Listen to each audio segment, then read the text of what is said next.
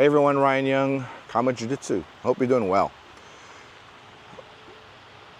A big thing, I guess the second biggest thing that I see problem with a lot of people, besides the belt thing, right? Why am I not getting my belt? You know, what's it take to get promoted? What's the difference in a blue and a purple belt? All that kind of stuff. The other question I get a lot of times is, why is jiu-jitsu so expensive? And I can vouch for that. Jiu-jitsu has never been cheap, never. So when I started, it was $80 a month for 3 days a week group class with Hells and Gracie. And it was in the cheerleading room. The cheerleaders had a room that had suspended mats on it, actually. So my first training in jiu-jitsu was on suspended mats, which is awesome. But you know, it wasn't clean. It was dirty. They wore shoes on it. We didn't wear shoes on it, but the cheerleaders certainly did. So it was kind of gross sometimes. And our gis would come out, our white gis would be brown. You got to wash it. And anyway, but that was $80 a month. This was back from 1989 to 1992 is when I was there. And I remember back up in like maybe 92, 93, when I went to Gracie Torrance, I was paying $125 a month for twice a week. And then, you know, I guess there's so much, it's supply and demand, really. When jiu-jitsu started to proliferate, then the prices started to come down because you're not training under a Gracie anymore. And you're, I don't want to say substandard because that's not really the right word, but that's the only word that I can think of, right? So you get your black belt from a Gracie, but you're still not as good as a Gracie. You don't teach as well, you don't fight as well, but yet you open your own school and you're teaching jiu-jitsu and you're charging people money for it. That's why for the longest time, and I had 2 opportunities to open a school way back when, in the 90s. 90s and maybe early 2000s was the second one. No, it was all in the 90s. I had 2 friends, different times, wanted to open a jiu-jitsu school and wanted me to help them run it. But what I realized in my mind right at the time was like, look, Hickson is still teaching. Horian and Hoist are still teaching. What do I have to offer somebody that would possibly make me worth any kind of money, right? That's how I thought, which is why I didn't open a school until I started teaching in, I want to say 2007, 2006, around that time. And then when I was a purple belt, I think, is when I first started teaching people in my garage. And then, but I charged very little, and I did privates. It was really just to, you know, get my chops in for teaching, right? Because in order to be a good teacher, you need to have reps. Just like in order to do jiu-jitsu well, you need to have reps, right? So I was just getting my reps in teaching, and all it was is I would have done it for free for a lot of people. But what I found is when I did it for free, people wouldn't show up, right? In fact, I offered it to my friends in my church group at the time, and at first they're all excited, like, yeah, let's do this. And they came maybe once or twice, right, at the appointed time. And then after that, well, I can't make Saturdays, I can do Wednesdays. And my thinking is, shit, I'm giving this to you for free. You come according to my time, right? And it just goes to show what you get, right? Or you know, when you don't charge people for a service, a valuable service, they're going to take it for granted, and they're going to be like that. Whereas when I moved over to Dave Kama's school and I was taking privates from Professor Fernando, after Fernando said, okay, you're done, you know, you've accomplished what, you know, you wanted to accomplish. So is it okay if I just come and train? And I'm like, yeah, I'll keep paying you for your privates too. And he says, no, we'll just train now, right? You're my training partner now. So I'm okay. And then, so after that, he went home and I get a call from Dave Kama. And, you know, it's, hey, Ryan, yeah, Kama. Hey, Professor. And he goes, so I hear you're training with Fernando on Sundays now, right? I'm like, yeah, I am. And he says, can I come? I'm like, yeah, of course. And I said, you know what? I'll even pay you to come, right? And I said, you know, tell me what you want and I'll just pay you. He's like, no, I'll just come and train, right? So really, he just wanted to train. But by him training with me, he did teach me because he was my professor, right? So I got a lot of training from him, but it was always going to be Sunday at 7:30. That's the time he wanted. I didn't want 7:30. I wanted 9:30, right? But he wanted 7:30.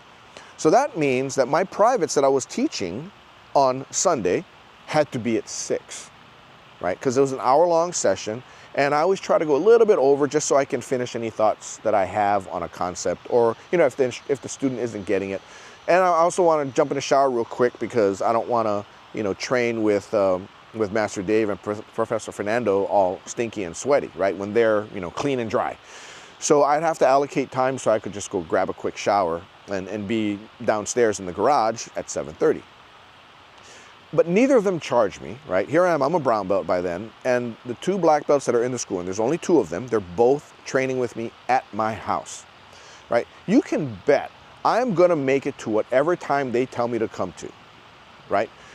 Because that's just my thinking. To me, it's valuable, and their time is valuable to me. And when I was teaching people, I wasn't teaching them for free. I was charging them. Small as I was charging them just so that they would value it. Now, with regard to jiu-jitsu memberships, now you've got studios that need to have the rent paid, that need to have the utilities paid, that need to have disinfectant, that need to have all kind of stuff, right? So in our studio in Flower Mound, for instance, there are 3 AC units. One of them, the biggest one, went out.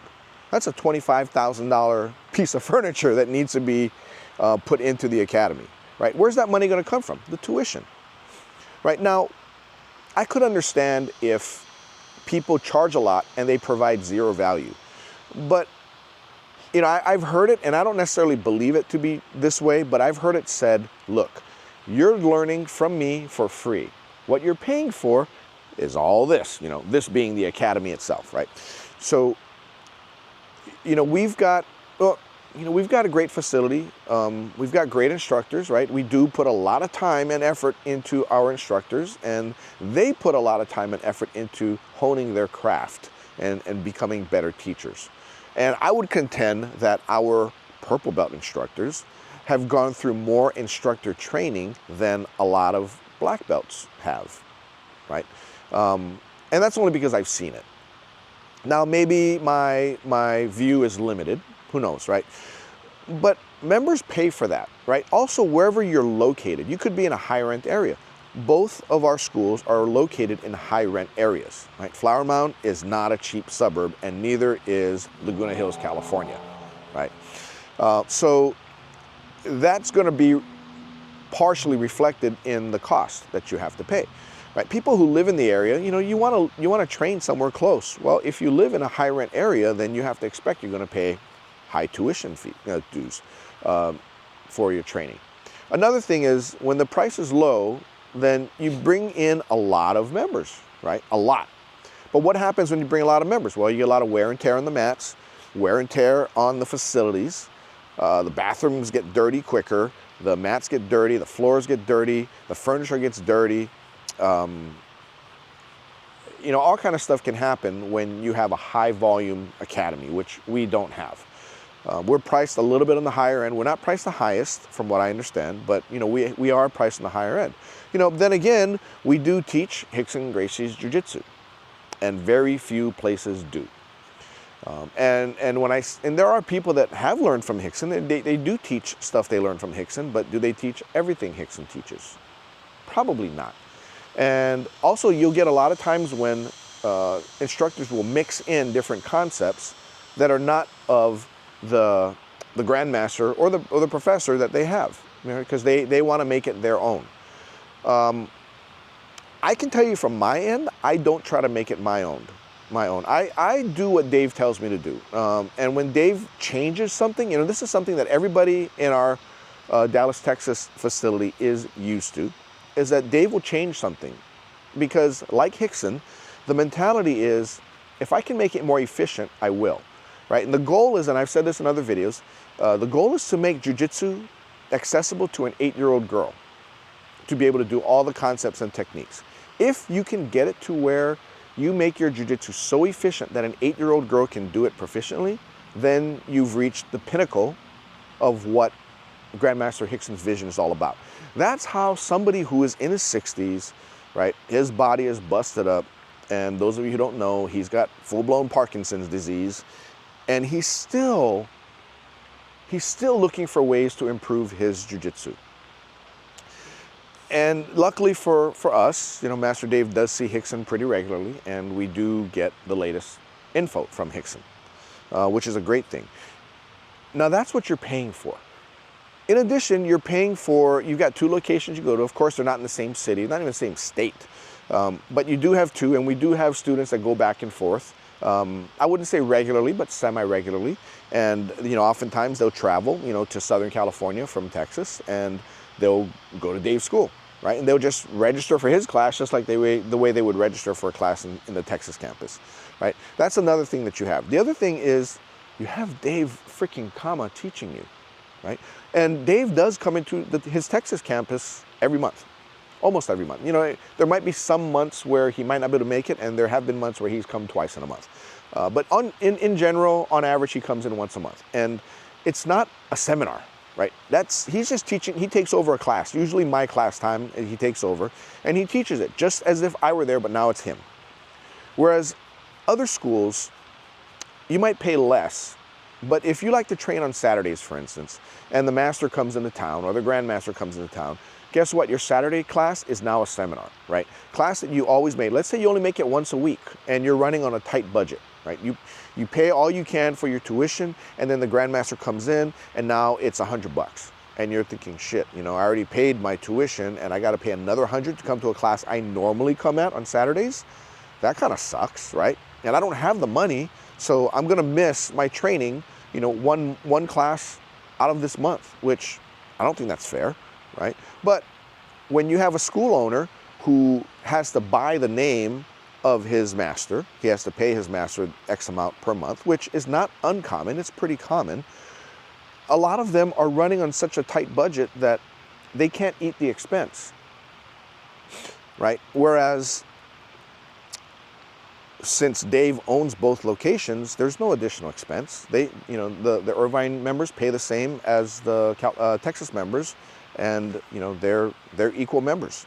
That being the case, when Dave's there, he'll teach, and when I go to California, I'll teach, and that's kind of what you're paying for. So you have to look at the value. What are you getting for the money you're paying? Now, sometimes you can go to school and you can pay $125 a month, and you'll get the best experience you've ever dreamed could happen. And then you can spend $350 a month and get a shitty experience.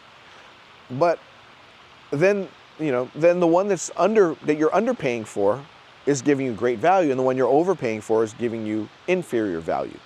So you need to look at things on a holistic level, and you have to look and ask yourself, sure, I'm paying $300 a month. Now, am I getting $300 worth for my training here? You know, is the facility good? Is it clean? Are the classes not too crowded? You know, do I get smashed and destroyed by people just looking to, you know, show how they can beat me up? You know, that type of stuff, right? I've had people come to our academy and tell me how they went to another academy, another local academy, and said, I got taught a little bit by the instructor, and then I just got thrown in and said, all right, start sparring. And you know, this is a woman that told me this the other day, and she goes, I didn't know, right? And her experience is the same as any guy's experience. The difference is that guys, they have egos, and they want to try to fight out, whereas a woman will just go under like, well, what do? I don't know what to do, right? And what happens is they end up getting discouraged, and they're going, wait a minute, this is not what I signed up for. I signed up to learn something, not to get smashed, right? But that's what you'll get from the cheap school. You won't have somebody guiding you and helping you. So last night's class, which was, no, not last night, Thursday night's class, we had a new member come in. Not a new member, a new prospect came in. And it was a kind of a frail woman, and then the rest of the class that day was just a bunch of men. So I had one of my junior instructors just kind of take over and told him what I needed him to teach the rest of the class, because I've already taught him how to teach that.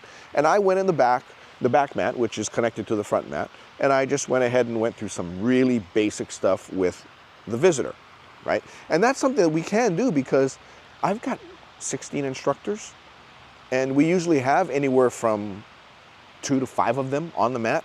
And I can always peel somebody off with an instructor and give them their own little mini private within a group class, right? How many other schools can do that, right? Especially the ones that don't charge all that much.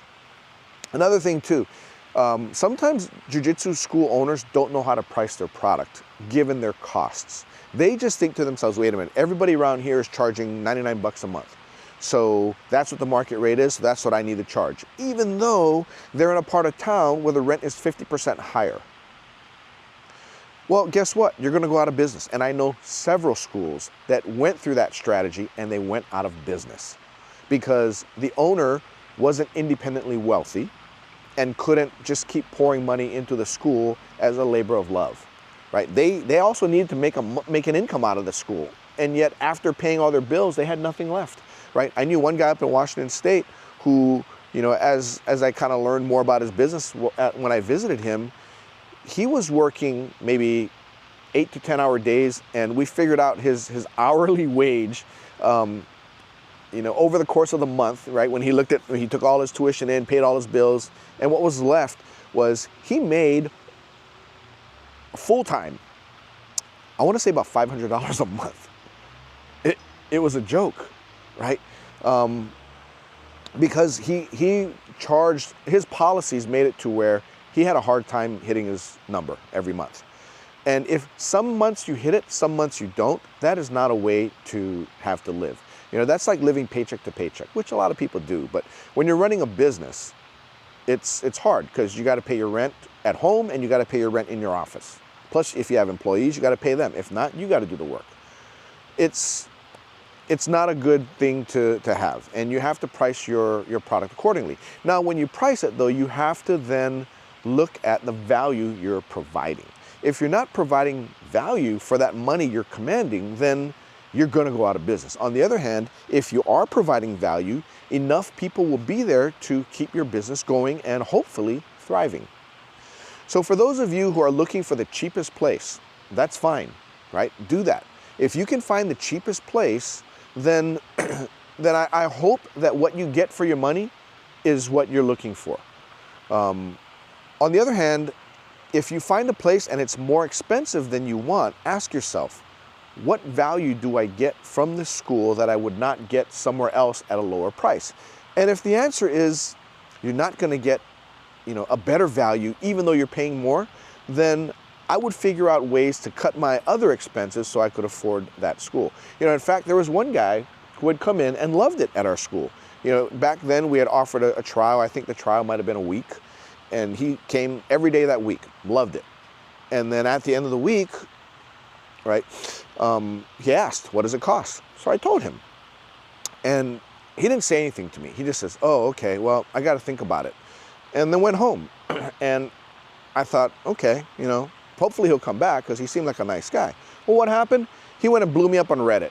And this was about maybe 10 years ago now, it was a while ago, saying that we're expensive and, you know, who the hell do we think we are charging this much? And, you know, he didn't know what our expenses were, you know. We charged according to what we needed to make the business be a going concern. But he just got pissed off and just talking a lot of crap. And, you know, it's funny how you get some people that were on there. They were saying, yeah, you know, they're just a rip-off school and they're just trying to take your money and trying to steal. And it's like, no, I'm not trying to steal anything from anyone. This is what we do. And the facility that we were in, it cost us a lot to be there. And plus the city that we're in, right? So there's a lot of factors. And we ran a small school. You know, I ran every class, and classes might have been anywhere between 5 and 8 members. So you're basically getting a semi-private every class. So if you don't see the value in that, then you don't see the value in it. But he could have asked me, right, Ryan, what kind of discounts do you offer? You know, do you have other options that I can do so I can afford it? You know, I really want to come. But instead, he just says, okay, thanks, goes home, and then first thing goes to his keyboard and starts being keyboard warrior and just talking crap, right?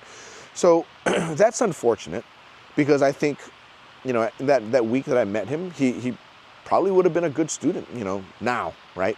And believe it or not, our rates are higher, and he'd still be paying that same rate then, which was high then, but that was, you know, 9 years ago now, right? It's crazy because one policy we try to hold at our school is whatever rate you're paying today, When rates go up, as long as your membership is continuous and in good standing, we don't raise the rate on you, right? Now, we haven't done it yet. It's not to say we won't do it, but in, I don't know how many years we've been doing this, we haven't done that.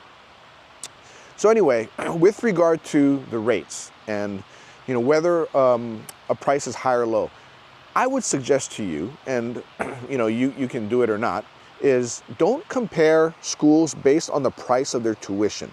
Compare them to the overall value you get from training there, right? What will you get for that money you're paying? And lo and behold, you might be surprised at what you end up getting for the price that you're paying. So anyway, I hope that video kind of helped to put rates into context for you and help you understand that rates are different, and they're going to be different, but all schools are not created equal.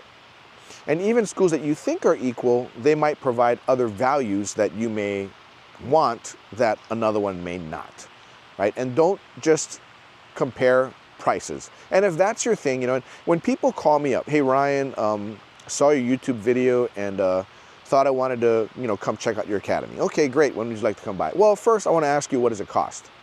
Okay, so I already know that if you're going to ask me that before even stepping into the academy, then I know price is your greatest deciding factor. So I'll just tell you, right? And say, you know, well, what kind of membership are you looking for? Are you looking for group? Are you looking for private plus group? What are you looking for? Are you looking for something, you know, whatever. And they say, I'm looking for typically group. Okay, it's cost this much, okay, with a 12-month commitment. Okay, how much without? Well, then it's going to be this much. Oh, okay, right. And then say, okay, thank you. Would you like to come in and check it out? No, I'm good, right? Then I know, number one, thank you, right, for not wasting my time. And because I know price is your primary factor, you know, thank you for not coming in. You know, I'd love for you to come in, but if you're only gonna make your decision based on price, then, you know, there are cheaper academies in the Dallas-Fort Worth area. There are cheaper academies in the Irvine, California area. You know, if price is your main factor, go find the one that gets you the best price. May not be the best thing, but it'll get within your budget, right? It's like, you know, buying a car. You know, sometimes you have to pay money for a good car, right? Toyota Tacoma, right? I bought my, years ago, when my son was like in high school, right? I bought him a truck, and I was looking for a truck because he wanted a truck. So I was thinking about a Toyota Tacoma, right? Thinking they're cheap. No, they weren't cheap, right? A 10-year-old plus Toyota Tacoma would cost like 12 grand, right? On the other hand, or even older than, would cost a lot of money. I ended up finding him a 95 F-150, and I found it for $3,500 bucks, right? Cheap, right?